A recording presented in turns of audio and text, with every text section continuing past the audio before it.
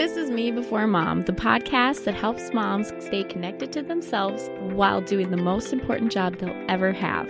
And I'm your host, Bert Anderson. Hey, this is Bert, and you are listening to Me Before Mom. So, I was talking with some friends over the weekend about Me Before Mom, and they were a little confused about what I was trying to say. And I get this question sometimes, so I thought I would just take some time and explain to you guys the concept of Me Before Mom and what I feel the message is for it. So when you hear Me Before Mom, you might think, oh, she's very selfish. She's only about herself and she's not about being a mother. And that is not what I am trying to get across at all. I feel that motherhood is a stage in life when we make a dramatic change as women. And the majority of us, it comes natural to sacrifice everything that we are to our children and to the people that we love, especially when you become a mother. When I think back to the way I was before I was a mom, I was really selfish. I mean, to be honest, I was really selfish. Yes, I did things for my family, for my husband, and I loved them, but at my core, I still had my needs in mind, except, now that I'm thinking about this, except when it came to my dog, who was like my baby when I first got out of college. I had this little puppy, and I would do anything for this little beagle named Chula. And I, would go away on vacation, and I would miss her, and I would call and check up on her, and she was my baby. And it was like this switch happened inside my heart and my head, and all of a sudden I, looked at myself and this little dog as like, I love you so much, and I am going to give you as much as I can. So now let's fast forward 3 years, and I'm pregnant for the first time. And then I hold that sweet boy, my son, in my arms, and that feeling of love that I felt for my dog is amplified by like 10. And I am willing to, again, give everything to this child and do whatever I can in that's humanly possible to make him happy and safe and secure. And it just comes naturally. I didn't make a decision to do that. I didn't have to convince myself of it. I just did it. And there's a great thing that happens, when you do that. When you become a mother, I feel like if I could allow every person in the world to experience that love that you feel as a mom and that willingness that you have to sacrifice for your child, I think humanity would be better if everybody could experience that. But that's obviously not possible. But sometimes when you're in the throes of motherhood and that second nature of providing and giving kicks in, you just kind of lose yourself. I've seen it happen to, my mom. She's talked about it. My best friend, has talked about it. I saw it in myself, when I was a new mother. I was desperate to breastfeed my son. And I beat myself up because it wasn't working the way I thought it should work. And I spent hours agonizing over the fact that, I was giving him a bottle, which is so dumb. So dumb. If you are giving your child formula or you're feeding your baby from a bottle, fed is best. Just remember that. But I wanted to do anything for him, even if it meant agonizing and researching and doing whatever I could to feed this child. And there's a lot of not even self-worth, but like your self-esteem that's attached to parenting and how you parent. your children. And I guess I am at the stage of life right now where my kids can be a little sassy. I think my son could definitely be a great negotiator as he ages. They love me, and I know that they love me, but man, are they good at dragging me down. And if I just sit there and I take it and I take it and I take it from them when they're telling me that I'm mean because I won't let them do such and such, and I ask them to do some chore and it's like the end of the world. If I am not building into myself and doing things for myself, I mean, that's no way to live. And think about it. Like, if the only thing that you hear all day long, and it's from these children who do love you, but if you're a good parent, I believe that your kids will be honest and real with you, which means they'll probably treat you like crap some days because they know that you love them unconditionally. And then when they're outside in the real world, they'll be respectful and obedient to authority figures like teachers, which just sucks for us because, we're doing our job and our kids feel like they are loved and accepted at home. But it's really hard if you are not building into yourself. And when I say building into yourself, I mean when you're not putting yourself first. And so me before mom is not about being selfish. It's not about going out and partying all night long because that's what I want to do. It's not about what you want to do. It is. But what it's about is it's about advocating for yourself and what you need and what you desire, because there was a me before there was a mom, and there will be a me long after those children are gone. And we've talked about this on the show a few times, and I've said, my goal is I do not want for my youngest child to leave the nest and I look at myself in the mirror and I say, who are you? I don't know who I am. I've done nothing but love these children and drive them around, and I have just given my all to them. And in doing that, I've lost myself, and I've lost who I am. I was talking with a friend last week about this, and she was, we were just kind of talking about taking time out for yourself. And I was like, well, what do you like to do? Like, what are things that you do? And she's like, I don't know. I do everything with my kids. And I was like, okay, but before you had children, what were things that you liked to do? What did you like to do? And she's like, oh, I don't know. I like to do sports. And I'm like, okay, well, let's join a gym or join a softball team or do something that's for you. I'll take your kids, just drop your kids off with me and you go and you do something. And you could see this conflict that she had because she wanted to do it, but then you could almost see in her eyes all the buts that were going to start coming in. But my kids can't be with somebody else. But oh, I'm already so tired. I can't do that because I'm just so tired. I'm just so tired. And yeah, because parenting is draining. It is physically, especially if you have really little kids, it's physically draining. And then when your kids get older, it's mentally and emotional draining, unlike anything else I have experienced. And my kids aren't even that old. They're in elementary school, for goodness sake. If you're not doing something and experiencing life for yourself outside of your kids, it's just this constant drain. It's it's like draining water out of a bathtub.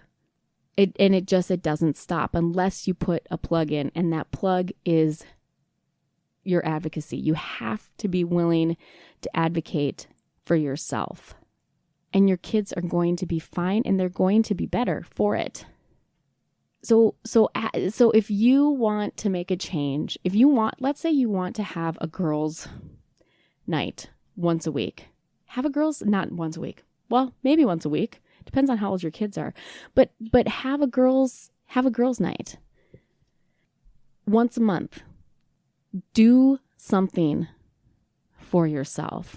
So I can say, let's advocate. You need to be an advocate for yourself. But how do you be an advocate for yourself? number one thing I think you need to do is you need to be able to look at yourself in the mirror, and you need to push the mom guilt out of your head. Because as soon as you decide that you're going to do something for yourself, you're either going to go on Facebook or Instagram, and you're going to see all these pretty pictures of these mommies with their kids, and they're bonding with their children. And aren't they just so great? And they're always with their kids, and I should be with my kids. And why am I not with my kids? I can't go out. I can't leave my children. Like, get that out of your head. Because you deserve to live life at its fullest. So get mom guilt out. Number 2, make a plan and stick with it. Maybe you decide that one of the ways that you are going to kind of speak up for yourself and advocate for your time is to get away and go and sit in a coffee shop and read a book. Well, let's talk through the steps. How are you going to make that happen? First, you need to pick a time. Are you going to pick a time of day when, somebody will be able to watch the children or your kid or kids? Is it going, if they're in school, can you do it during school?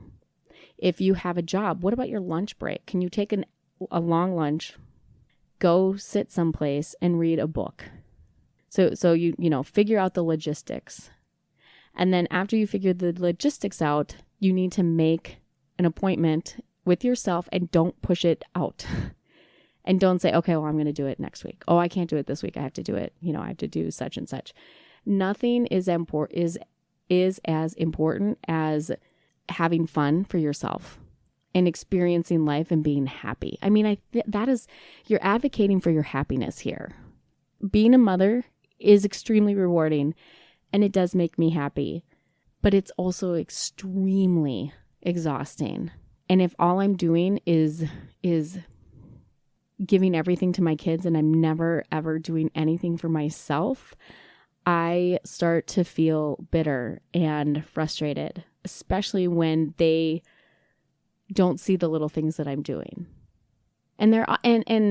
But I can tell you, when I am getting up in the morning and I go and I work out, and I'm at the gym for about an hour and a half because I do a class, and then I do cardio afterwards. And when I'm doing cardio, I'm watching reality TV because that's what I do.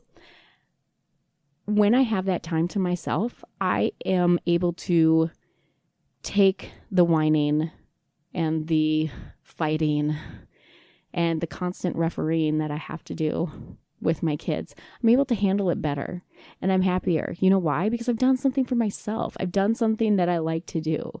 My kids aren't with me. I'm with other adults, so I can have an adult conversation, and I can be myself. I can make an inappropriate joke. I can watch trashy television. I have young kids, so that's why, I don't do those things in front of them. But I'm doing something for myself. And I have had to, in a way, fight for that and fight against my own mom guilt of being like, well, I shouldn't go and work out because I should stay home, and I should, I'll put the kids to bed, and then I'll clean the house, and I'll do the laundry, and I'll do this and that. And so that means that I can't go to bed as early because I get up at 5:30. If I'm really being honest with you guys, I set 7 alarms and get up as late as possible. It's I kind of have it down to a science. But if I get too much in my head and I think that I could be doing more at home, I could have a really pristine, tidy house and stuff, but nobody remembers that. You have to fight against those, the societal and the cultural norms that we're told we need to do, because we're women. We can do a lot. We can multitask. Seriously, guys cannot do that. They have done studies, and I don't have any scientific proof, but they've done studies that their brain is wired differently. They cannot handle thinking about more than one thing at once. That's why they call it tunnel vision. Women, we don't have that. It's a superpower. We have the ability to be anything that we want to be. And if you want to learn how to take pictures, take a photography class. If you want to learn how to fence because you saw fencing in the Olympics, go and take a fencing class. And you don't have to bring your kids along for the ride. If you do a kid swap, if childcare is a problem, if you have a partner who is not as supportive when it comes to managing the kids when you're not around, do a kid swap with a girlfriend. Hey, I'll watch your kids if you watch my kids. Just do it. And you would be surprised by how many other women in your situation feel the same way. There is a way around this. You have to be willing, though, to fight for it, because that's what matters. Your happiness and your identity matters, because you are you and you will always be you, no matter what role you take on in your life. Mother-in-law, sister, wife, you're you. You're you. I am Bert, and I will always be Bert, and I have always been bubbly, and I have always been outgoing, and I have always been, I've always had a good sense of humor, and I've always wanted to be fun. Everything around me I want to have fun. Being a mother has changed me dramatically, and I am a better person. Because I am a mom. I really am a better person. But I still am the same person that I was before, because there are those core characteristics that are still there and are always going to be there. And me and my identity and who I am, it was there before I was a mom or a wife, or a supervisor or a social media manager or a blogger. It was always there. And that's what you're fighting for, because you don't want to get to the end of your mothering career when you have kids at home living with you. You don't want to get to the end of that and look at yourself in the mirror and be like, I have no idea who this woman is staring back at me. I don't know what she likes. I don't know what to do. You don't want to lose that. I have a really good friend who ended up, after 20 years, her husband divorced her. She was a stay-at-home mom for 16 years. She had to start from scratch. I mean, her entire life and what she thought was real was just ripped out from underneath her. She had to move. She had to get a house by herself. She went back to school. And it's been amazing to watch her transformation. But it was hard at the same time. I mean, she's one of my best friends. So I've been on the other end of the phone listening to her struggle through all of this. And I can tell, I mean, she gave everything to her family, and she still gives everything to her kids, and she gave everything to her husband. And in the end, he left her. And she had to confront that in the mirror and look at herself and say, who am I going to be? I have to do this on my own now. Who am I? And she's still finding her way. She's happier now. It doesn't mean she doesn't struggle. But she has found, what we all knew about her is she is a fiercely independent person, and she is smart and wise and very capable. She got lost a little bit along the way, but she was forced into a situation where she had to look at herself and she had to say, I have got to get myself back. And that's what I want for you. That's what I want for myself. That's what I want for every woman out there who's listening. I want for us to be able to know who we are intrinsically, so nobody can take that away from you ever. That's what I want. And the only way you're going to know who you are is if you spend time with yourself and you listen to that little voice in your head that says, I think I want to do this. Or, I'm lonely, I want friends. Listen to that voice and act on it. Act. Don't wait for tomorrow. You know, Rome wasn't built in a day, so you might as well get started today. Advocate for yourself. Make a plan. Spend time getting to know who you are outside of whatever role it is that you do. Think back to your childhood. What did you want to be when you grew up? Like, what thing have you always been drawn towards? Me, I have always been drawn to mythology. I don't know why. I've always loved it. As a result, I really like sci-fi and fantasy. I really like TV shows that are sci-fi and fantasy, and I like those kinds of books. I love to get lost in a show and go down the rabbit hole of trying to figure out what's going on and what's happening. That's something that's fun for me. I enjoy that. So I am going to spend time watching TV shows like that. There are many ways to watch a TV show if you have small children, because I have friends who are like, oh, I never watch TV. And that's fine. You don't have to watch TV. But there are ways to still watch adult TV shows without having to stay up all night. It's called a phone, and you can get apps on it, and you can stream things. That is how I watch everything these days. I watch it on my tiny iPhone. Because really all I want to do is listen to it. And I want to hear things that are happening. There are ways to do the things that you enjoy without completely handing your life and your passions and throwing them to the side and saying, I'll get to it someday. Because there might not be a day. You may not get that someday. So I want you to look at yourself in the mirror. Have a hard look at yourself. And I want you to say, hey girl, what should we do? What do I want? And look in your eyes and listen to that voice that says, I want, and then you can fill in the blank. That's what I want you to do. And I want you to look at yourself in the mirror and disregard whatever critique you're going to give yourself when you look in there. Ignore it. Look at your eyes, into your eyes, and I want you to be kind to yourself. And I want you to advocate for yourself, because advocating for yourself is the best thing that you can do today. But above everything else, be kind to you. That's all we have. Thank you so much for listening. Be sure to connect with me on bertmanderson.com, and please visit our website, matriarchdm.com, for all of the show notes and to hear other awesome podcasts.